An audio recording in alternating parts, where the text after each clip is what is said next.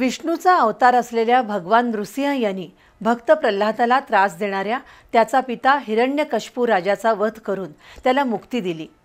या नृसिंहाला देशभरात पूजलं जातं।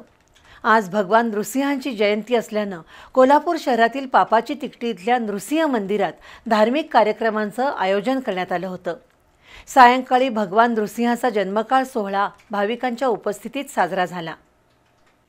हिरण्यकशिपू राजानं शंकर भगवानांची कठोर तपश्चर्या करून त्यांना प्रसन्न केलं।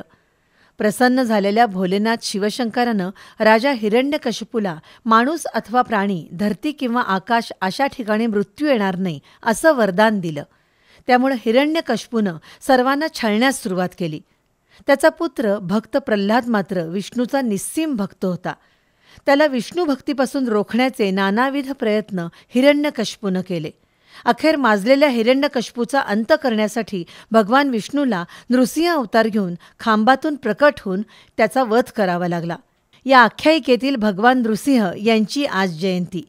या निमित्तानं आज कोल्हापुरातील पापाची तिकटी इथल्या शाहूकालीन नृसिंह मंदिरात पहाटेपासूनच अभिषेक, पूजा अर्चा, भजन अशा धार्मिक विधींचं आयोजन करण्यात आलं होतं।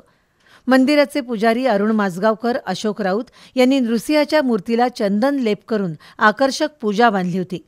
सकाळपासून विविध धार्मिक विधी संपन्न झाले। कुंभार मंडपातील भजनी मंडळानं दिवसभर भजन सेवा केली। सायंकाळी भगवान नृसिंहाचा जन्मकाळ सोहळा संपन्न झाला। यासाठी भाविकांनी मंदिर आणि परिसरात गर्दी केली होती। सोहळ्यानंतर भजन आरती संपन्न होऊन नृसिंहाच्या मूर्तीवर पुष्पवृष्टी करण्यात आली। उपस्थितांना प्रसादाचं वाटपही करण्यात आलं।